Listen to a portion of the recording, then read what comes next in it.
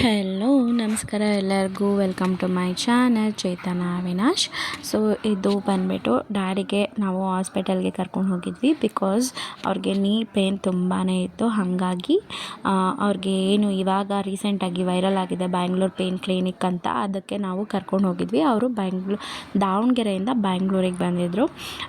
ಏನು ನಾವೆಲ್ಲ ಇನ್ಸ್ಟಾದಲ್ಲಿ ಕಳಿಸಿದ್ರಾಗಿರ್ಬೋದು ಅಥವಾ ನಮ್ಮ ಅಣ್ಣ ನೋಡಿ ಸಜೆಸ್ಟ್ ಮಾಡಿರೋದಾಗಿರ್ಬೋದು, ಈ ರೀಲ್ಸ್ಗಳಲ್ಲೆಲ್ಲ ನೋಡಿಬಿಟ್ಟು ಅವರು ಓಕೆ ಫೈನ್ ಇಲ್ಲಿ ಹೋಗ್ಬಿಟ್ಟು ಮಾಡಿಸ್ಕೊಂಡ್ರೆ ಕಮ್ಮಿ ಆಗುತ್ತೆ ಅಂತ ಅಂದ್ಬಿಟ್ಟು ಬಂದರು. ಅಟ್ ಪ್ರೆಸೆಂಟ್ ಅವ್ರಿಗೆ ಏನು ಪ್ರಿವಿಯಸ್ ರಿಪೋರ್ಟ್ ಇತ್ತು ಅದನ್ನೆಲ್ಲ ಏನೂ ಚೆಕ್ ಮಾಡಲಿಲ್ಲ. ಕನ್ಸಲ್ಟೇಷನ್ಗೆ ಬೇರೆ ಫೀಸು, ಇದು ಎಕ್ಸ್ರೇಗೆ ಬೇರೆ ಫೀಸು, ಆ್ಯಂಡ್ ದೆನ್ ಪ್ರತಿಯೊಂದಕ್ಕೂ ಬೇರೆ ಫೀಸು, ಬ್ಲಡ್ ಟೆಸ್ಟ್ಗೆ ಬೇರೆ ಫೀಸು. ಸೊ ಅವರು ಫಸ್ಟು 2 ಇಂಜೆಕ್ಷನ್ಸ್ ಕೊಡ್ತಾರಂತೆ. ಅದು 15 ಡೇಸ್ ಗ್ಯಾಪಲ್ಲಿ. ಫಸ್ಟ್ ಒಂದು ಇಂಜೆಕ್ಷನ್ ಕೊಟ್ಟರೆ ಇನ್ನೊಂದು ಇಂಜೆಕ್ಷನ್ಗೆ 15 ಡೇಸ್ ಗ್ಯಾಪ್ ಇರಬೇಕು. ಆ್ಯಂಡ್ ದೆನ್ ಅಲ್ಲಿ ಹೋದ್ಮೇಲೆ ಚೆನ್ನಾಗೇ ಫಿಸಿಯೋಥೆರಪಿ ಎಕ್ಸಸೈಸ್ ಆಗಿರ್ಬೋದು ಅಥವಾ ನೀವೇನು ಮಾಡ್ತಿದ್ದೀಯಾ, ನಿಮ್ಮ ಡೈಲಿ ರೂಟೀನ್ ಏನು, ಅದನ್ನೆಲ್ಲ ಕೇಳ್ಕೊತಾರೆ. ಆ್ಯಂಡ್ ದೆನ್ ನಮ್ಮ ಡ್ಯಾಡಿದು ಬಂದುಬಿಟ್ಟು 4th ಸ್ಟೇಜಲ್ಲಿತ್ತು. ಇಟ್ ಮೀನ್ಸ್ ಅಂದರೆ ಫುಲ್ ಸೌದೋಗಿತ್ತು. ಅಲ್ಲಿ ಫಸ್ಟ್ ಸ್ಟೇಜಲ್ಲಿರೋರಿಗೆ ಹೇಗೆ ರಿಕವರಿ ಮಾಡ್ತಾರೆ ಅದು ನನಗೆ ನಿಜವಾಗ್ಲೂ ಗೊತ್ತಿಲ್ಲ. ಅಲ್ಲಿ ಬಂದಿರೋರೆಲ್ಲನೂ ತುಂಬ ಹಳ್ಳಿಗಳಿಂದನೇ ಬಂದಿರೋರಾಗಿರ್ಬೋದು ಅಥವಾ ಇನ್ಸ್ಟಾದಿಂದ ನೋಡ್ಕೊಂಡು ಬಂದಿರೋರಾಗಿರ್ಬೋದು. ನಾನು ಅಲ್ಲಿ ಹೋದ್ಮೇಲೆ ಒಂದು 3-4 ಜನ ಕೇಳಿದ್ರು, ಅವರೆಲ್ಲ ಇನ್ಸ್ಟಾ ನೋಡ್ಕೊಂಡು ಬಂದೆ, FB ನೋಡ್ಕೊಂಡು ಬಂದೆ ಆ ಥರನೇ ಹೇಳಿರೋರು.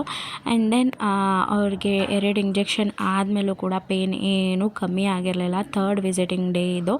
ಆವಾಗ ಹೋದಾಗ ಅವ್ರಿಗೆ ಕೇಳಿದ್ಕೇ 1 ಮಂತ್ ಟ್ಯಾಬ್ಲೆಟ್ಸ್ ಏನಿದೆ ಅದನ್ನು ಪೂರ್ತಿ ಕಂಪ್ಲೀಟ್ ಮಾಡಿ ಅದಾದಮೇಲೆ ಬನ್ನಿ ಅಂತ ಹೇಳಿದ್ರು. ಆ್ಯಂಡ್ ದೆನ್ ಡ್ಯಾಡಿ ಮತ್ತೆ ಅಲ್ಲಿಂದ ದಾವಣಗೆರೆಯಿಂದನೇ ಫೋನ್ ಮಾಡಿ ಕೇಳಿದ್ರು. ಯಾಕಂದರೆ ಅಲ್ಲಿಂದ ಇಲ್ಲಿಗೆ ಬರೋದು ತಮಾಷೆ ಅಲ್ಲ, 6 ಅವರ್ಸ್ ಅವ್ರು ಕುತ್ಕೊಂಡು ಬರಬೇಕು. ಸೊ ಹಾಗಾಗಿ ಅವರಲ್ಲೇ ಫೋನ್ ಮಾಡಿ ಕೇಳಿದ್ಕೇ ಇನ್ನೊಂದು ಇಂಜೆಕ್ಷನ್ ಕೊಡ್ತೀವಿ ಬನ್ನಿ ಅಂತಂದ್ರಂತೆ. ಸೊ ಇಟ್ ಮೀನ್ಸ್ ಇದು ನನಗನ್ಸ್ದಂಗೆ ಇದು ಏನೂ ವರ್ಕ್ ಆಗಲ್ಲ.